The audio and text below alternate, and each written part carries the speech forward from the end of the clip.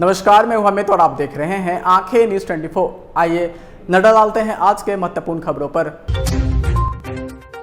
भाजपा कार्यकर्ताओं और नेताओं पर हुए लाठीचार्ज मामले में आवेदन देने थाना पहुंचे जीवेश मिश्रा और नीरज कुमार बबलू। विजय कुमार चौधरी ने भाजपा पर कसा तंज, कहा सत्ता से बेदखल होने के बाद भाजपा बौखला गई है।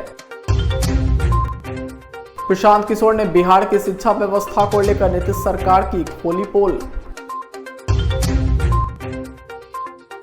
जन अधिकार पार्टी के द्वारा शिक्षक नियुक्ति में डोमिसाइल नीति लागू करने को लेकर पटना में किया गया प्रदर्शन। और हम के राष्ट्रीय अध्यक्ष संतोष सुमन ने दिया बड़ा बयान, कहा महागठबंधन की सरकार पूरी तरीके से हो गई है निरस्त। अब खबरें विस्तार से। इस खबर के प्रायोजक हैं Lohianagar mount Carmel high school, Gyansthali high school और LMC कम्युनिकेशन। भाजपा कार्यकर्ताओं नेताओं पर हुए लाठीचार्ज मामले में घायल जनार्दन सिंह सिग्रीवाल की ओर से भाजपा नेता नीरज कुमार बबलू और भाजपा नेता जीवेश मिश्रा आवेदन देने कोतवाली थाना पहुंचे, जहां उन्होंने मीडिया से बात करते हुए कहा कि ये सरकार निरंकुश हो चुकी है। शांतिपूर्ण तरीके से प्रदर्शन कर रहे कार्यकर्ताओं पर पुलिस मैनुअल का धत्ता बताते हुए जिस प्रकार लाठीचार्ज किया गया, महिलाओं को भी नहीं बख्शा गया। उन्होंने कहा कि हम कानूनी तरीके से चलने वाले लोग हैं, कानूनी नियमानुसार जो प्रक्रिया है उसके अनुसार हमने थाने में आवेदन दिया है। वहीं नीरज कुमार बबलू ने कहा कि जिस तरह से हमारे कार्यकर्ताओं को पीटा गया है उसके खिलाफ आज हम थाने में आवेदन देने आए हैं। आइए आपको सुनवाते हैं और क्या कुछ कह रहे हैं। अंकुश हो चुकी है, ये हत्यारी सरकार है। आपने देखा होगा कि शांतिपूर्ण तरीके से प्रदर्शन कर रहे लोगों पर पुलिस मैनुअल का धत्ता बताते हुए जिस प्रकार लाठी चार्ज किया गया, पुरुष तो छोड़ दीजिए, महिलाओं को भी नहीं बख्शा गया। आपकी जो आशंका है नीतीश सरकार पर जायज़ प्रतीत होती है मुझे भी, लेकिन हम कानूनी तरीके से चलने वाले लोग हैं, हम भारतीय जनता पार्टी के लोग हैं। कानूनी तरीके से चलते हुए जो नियमानुसार कार्रवाई होनी चाहिए उसके लिए मैंने थाना में आवेदन हमारे कार्यकर्ताओं ने दिया। पुलिस ने तो क्लीन चिट दे दिया। अब यही बात तो समझने वाली बात है कि पोस्टमार्टम रिपोर्ट आने के पहले ही पुलिस ने क्लीन चिट दे दिया। तो ये पोस्टमार्टम रिपोर्ट के पहले वाली रिपोर्ट कौन सी रिपोर्ट थी? वो नीतीश कुमार जी की रिपोर्ट थी। यही तो समझने वाली बात है कि पोस्टमार्टम के बाद कोई प्रतिक्रिया आनी चाहिए थी सरकार के तरफ से। पोस्टमार्टम के पहले पुलिस की प्रतिक्रिया आना या अधिकारियों की प्रतिक्रिया आना, ये बात बताता है कि सरकार की मंशा चीज़ों को लिपापोती करने का है। देखिए, भारतीय जनता पार्टी के द्वारा विधानसभा मार्च निकाला गया था और उसमें बिना किसी वजह का जो लाठीचार्ज हुआ, कई हमारे कार्यकर्ता घायल हुए, इनका हाथ टूट गया है, माननीय सांसद जी का सर फूट गया, हाथ टूट गया, कई विधायक घायल हुए, दर्जनों कार्यकर्ता घायल हुए। उसी के अगेंस्ट में माननीय सांसद जी की तरफ से और कई हमारे कार्यकर्ता की तरफ से आज FIR दर्ज किया गया है।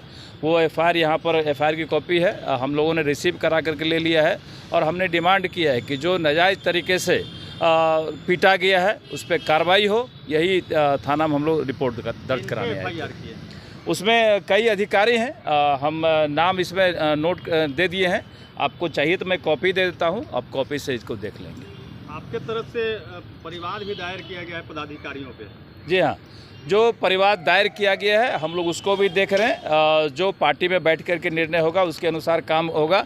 इन लोगों का कहना है कि भाई आप जमानत ले लीजिए, हम जमानत नहीं लेने वाले जब तक हमारे पार्टी में डिसीजन नहीं होगा कि भाई इस जो FIR किया गया है इस पर क्या होना चाहिए। उसके बाद हम लोग डिसीजन लेंगे कि इस पर कौन सी कार्रवाई करेंगे। चूँकि जिस तरीके से लाठीचार्ज। नमस्कार, मैं हूं अमित और आप देख रहे हैं आंखें न्यूज 24। बिहार सरकार के मंत्री विजय कुमार चौधरी ने भाजपा पर तंज कसते हुए उन्होंने कहा कि बिहार में सत्ता से बेदखल होने के बाद भाजपा पूरी तरह से बौखला गई है। वहीं नरेंद्र मोदी और अमित शाह के निर्देश पर महागठबंधन की सरकार को हिलाने की कोशिश में जुटी है, मगर ऐसा होगा नहीं, बल्कि विपक्ष आगामी लोकसभा चुनाव 2024 में पूरी तरह से एकजुट होकर भाजपा मुक्त देश में नई सरकार का गठन करेगी। आगे उन्होंने कहा कि बेंगलुरु में लालू प्रसाद यादव, सोनिया गांधी और नीतीश कुमार के नेतृत्व में देश भर में हम लोग एक बड़ा अभियान चलाएंगे। आइए आपको सुनवाते हैं और क्या कुछ कह रहे हैं विजय चौधरी। राजनीति का परीक्षित तरीका रहा है और भाजपा उसमें शामिल रही है कि पहले सत्ताधारी दल को हटाओ, फिर आपस में आसानी से नेता तय कर लो। उसी दिन एनडीए की बैठक होनी है, उसी दिन एनडीए के तमाम घटक दल हैं उनकी बैठक बुलाई जा रही है। इसमें प्लानिंग करेंगे तो वो करे ना, हम तो कहे ना कि अब हम लोग की बैठक 18 को थी, आप ही लोग बताइए हम लोग का कब से फिक्स है, वो लोग अभी फिक्स कर लिए हैं। तो छटपटाहट में ये क्या, इससे भी कुछ और ऑकवर्ड चीज कर सकते हैं। बीजेपी आरोप सही, बिल्कुल। केंद्र सरकार तो समझिए कि ये तो भेदभाव पूर्ण इनकी नीति ही रहती है। आपने देखा कि हर जगह चुनाव जहां जहां हुए हैं, हर जगह देखते होइएगा, किसी दिन हफ्ता 10 दिन में किसी दिन प्रधानमंत्री, किसी दिन गृह मंत्री उन प्रदेशों में जाते हैं। अभी 4 राज्य के चुनाव होने हैं, देखिएगा कुछ दिन में किसी प्रदेश में जाके 12,000 करोड़ की योजना, किसी प्रदेश में जाके 18,000 करोड़ की योजना का शिलान्यास उद्घाटन होता है। बिहार में भी चुनाव हुआ था, उस समय साथ ही थे। कोई केंद्र की योजना आपने सुनी क्या? कोई केंद्र की योजना? और केंद्रीय योजना देने की तो बात छोड़ दीजिए, जो केंद्र प्रायोजित योजनाएं हैं जिसमें उनको अपना हिस्सा देना होता है, वो भी नहीं देते। एक तो केंद्रांश घटाते जा रहे हैं। किसी जमाने में 100% केंद्र देता था, वैसी योजनाओं में भी घटाते घटाते आज 60-40 कर दिया है या 50-50 कर दिया है।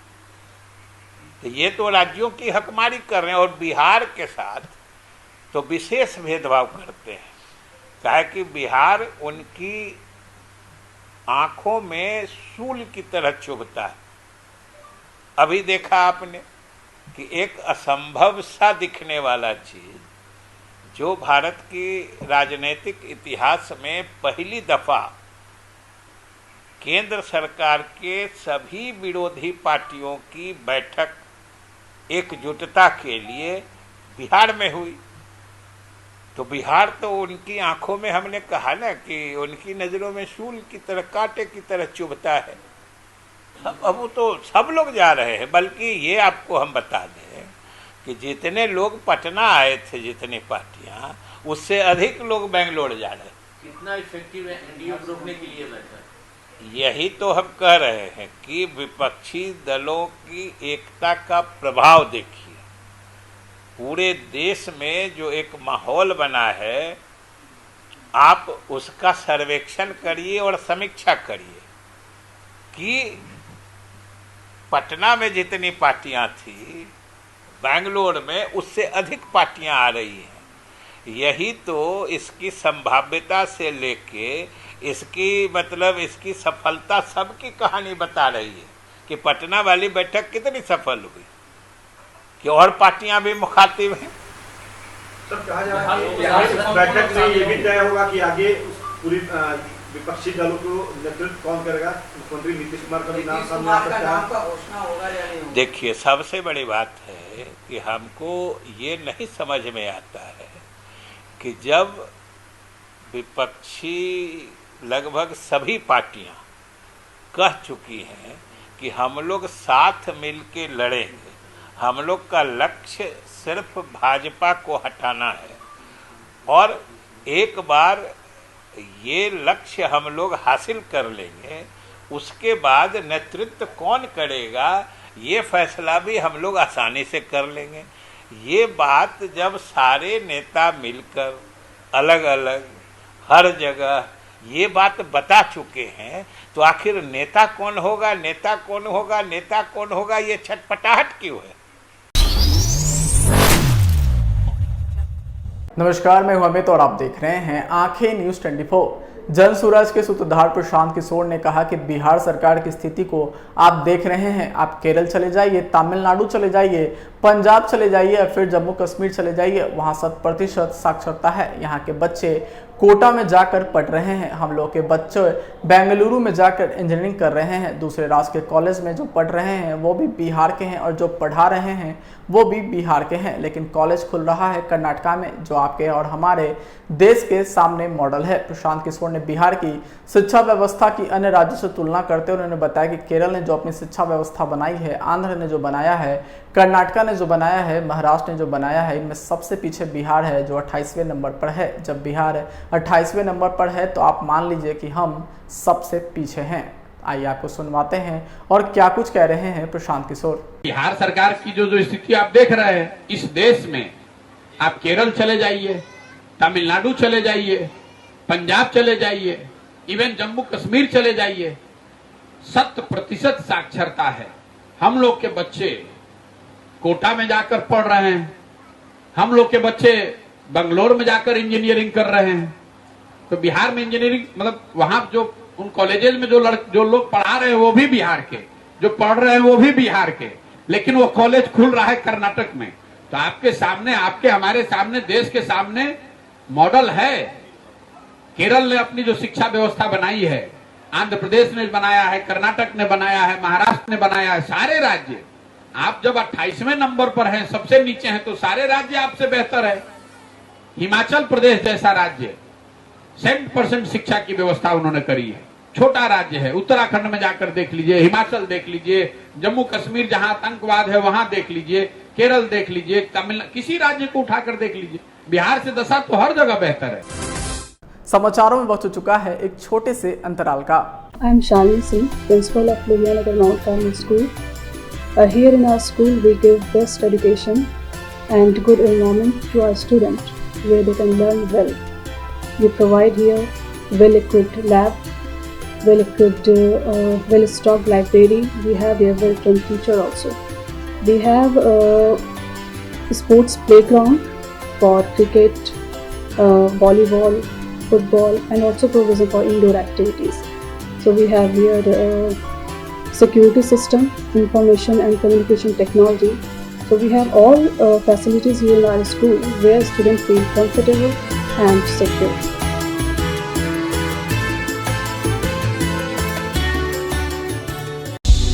क्या आप पत्रकारिता के क्षेत्र में अपना कैरियर बनाना चाहते हैं? तो आज ही royal Ashoka institute of mass communication and journalism में अपनी जगह सुनिश्चित करें। आर्यभट्ट ज्ञान विश्वविद्यालय पटना से मान्यता प्राप्त 100% प्लेसमेंट के साथ royal Ashoka institute of mass communication and journalism, नामांकन जारी है। हमारा पता है DS/16 गायत्री मंदिर के समीप, कंकड़ बाग, पटना 8,20,000। आप हमें संपर्क भी कर सकते हैं। हमारा मोबाइल नंबर है 9955456122। ब्रेक के बाद आपका फिर से स्वागत है। नमस्कार, मैं हूं अमित और आप देख रहे हैं आंखें न्यूज 24। जन अधिकार पार्टी के द्वारा शिक्षक नियुक्ति में डोमिसाइल नीति लागू करने हेतु राज्यव्यापी सड़क जाम कर विरोध प्रकट कर रही है। काफी संख्या में जन अधिकार पार्टी के नेताओं और कार्यकर्ताओं ने सड़क जाम कर रखा है और जमकर नारेबाजी करते हुए सरकार के नीति के खिलाफ नारे लगा रहे हैं। वहीं जन अधिकार पार्टी के राष्ट्रीय अध्यक्ष पप्पू यादव ने जाम का नेतृत्व करते हुए सरकार के नीति का विरोध कर रहे हैं। पटना मसौढ़ी रोड को जाम कर दिया गया है। काफी संख्या में वाहनें काफी लंबी दूरी तक जाम में फंसी हैं। वहीं स्थानीय नेता एवं जन अधिकार पार्टी के नेता नारेबाजी करते नजर आ रहे हैं। आइए आपको सुनवाते हैं और क्या कुछ कह रहे हैं पप्पू यादव।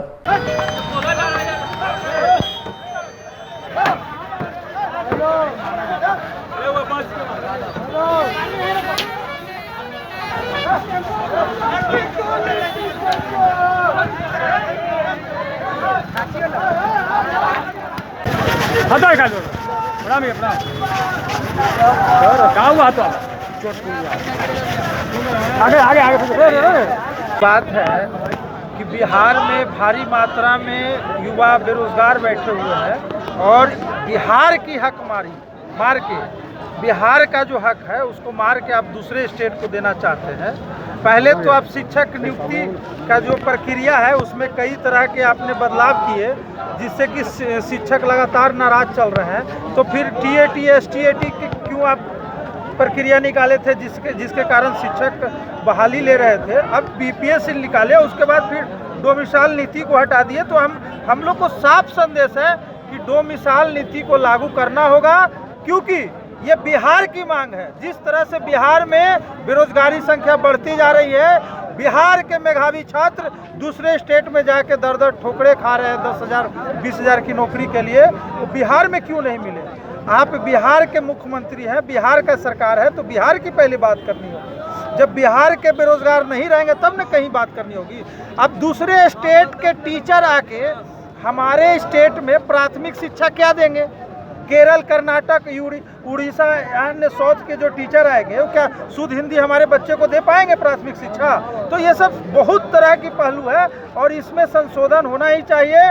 डोमिसाइल नीति लागू होनी चाहिए ताकि इससे हमारे बिहार के युवा को रोजगार मिले और बिहार का हक बिहार में रहे। आज क्या किया आपने? हम लोगों ने आज ये 0 माइल पर और ये पूरे राज्यव्यापी चक्का NH जाम है। इससे पहले हम लोगों ने राज्यव्यापी महाधरना किया था और आगामी यदि सरकार नहीं सुनती है तो 23 जुलाई को रेल चक्का जाम है। उसके बाद हमारा आंदोलन और बड़े पैमाने पर होगा और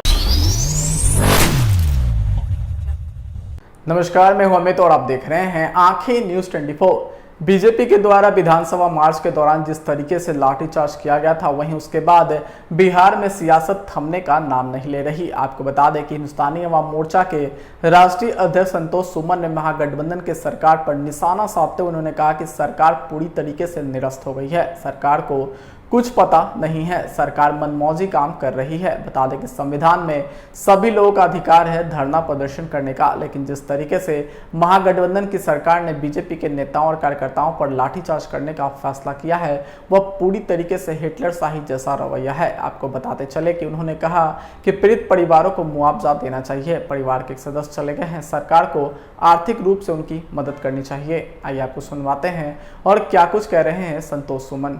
पूर्ण घटना है, लोकतंत्र की हत्या के समान है और जिस हिसाब से लोग शांतिपूर्वक प्रदर्शन कर रहे थे, जो अधिकार संविधान ने हमको दिया है, उस अधिकार का हनन करने के लिए जो सरकार है, जो निरंकुश सरकार है, वो लाठियों से उसको शांत करने की कोशिश करती है। उसी क्रम में हम भारतीय जनता पार्टी के कार्यकर्ता की दुखद जो घटना हुई है, उस घटना में हम लोग यहाँ पर आए हैं और हम मांग करते हैं आपके माध्यम से कि इनके साथ न्याय होना चाहिए, इनको मुआवजा सरकार को भी देना चाहिए। हमारी पार्टी के आदरणीय जितेंद्र गांधी जी पहले भी बोल चुके हैं कि 1 करोड़ रुपया इनको मिलना चाहिए। सरकार इस छुपाने की कोशिश कर रही है कि अपने से इनको गिर गए हैं, गिरने के कारण हुई है, लेकिन पोस्टमार्टम रिपोर्ट भी आना है और सब चीज़ होना है और सरकार तो कोशिश कर ही रही है, लेकिन सब जानती है, जनता भी जान रही है, सब लोग जान रहे हैं पुलिस के लाठीचार्ज में इनकी मौत हुई है। तो हम भी इनके साथ हैं, हम परिवार जो हमारा पार्टी है सब हम लोग साथ में हैं और जितना भी हम लोग से बनेगा हम लोग कार्य करेंगे, इनके लिए काम करेंगे। और हम लोग अभी संयोग से 18 तारीख को जा रहे हैं दिल्ली में, वहाँ पर हम लोग की मुलाकात होगी माननीय गृह मंत्री जी से और भी बड़े नेताओं से। हम लोग भी मांग करेंगे इनके जो बच्चे हैं जिनसे हम लोग मिल के आए हैं उनको नौकरी मिला जाए, उनको पूरा मुआवजा मिले ताकि इनका भरण पोषण हो सके। ऐसे भारतीय जनता पार्टी ने गोद लेने की बात की। तो हम आज इतना ही कहेंगे, इस घटना की भर्त्सना करते हैं और मांग करते हैं केंद्र से कि ऐसी सरकार को बर्खास्त किया जाए। आइए एक बार फिर डालते हैं आज की सुर्खियों पर। भाजपा कार्यकर्ताओं और नेताओं पर हुए लाठीचार्ज मामले में आवेदन देने थाना पहुंचे जीवेश मिश्रा और नीरज कुमार बबलू। विजय कुमार चौधरी ने भाजपा पर कसा तंज, कहा सत्ता से बेदखल होने के बाद भाजपा बौखला गई है। प्रशांत किशोर ने बिहार की शिक्षा व्यवस्था को लेकर नीतीश सरकार की खोली पोल। जन अधिकार पार्टी के द्वारा शिक्षक नियुक्ति में डोमिसाइल नीति लागू करने को लेकर पटना में किया गया प्रदर्शन। और हम के राष्ट्रीय अध्यक्ष संतोष सुमन ने दिया बड़ा बयान, कहा महागठबंधन की सरकार पूरी तरीके से हो गई है निरस्त। आज के लिए बस इतना ही। ताज़ा इन खबरों के लिए देखते रहें आंखें न्यूज 24, नजर हर खबर पर। अगर आपने अभी तक हमारे चैनल को लाइक, सब्सक्राइब, शेयर नहीं किया है तो जल्द से जल्द हमारे चैनल को लाइक करें, सब्सक्राइब करें और बेल आइकन को दबाना ना भूलें। नमस्कार। इस खबर के प्रायोजक हैं Lohia Nagar mount Carmel high school, ज्ञान स्थली हाई स्कूल और LMC कम्युनिकेशन।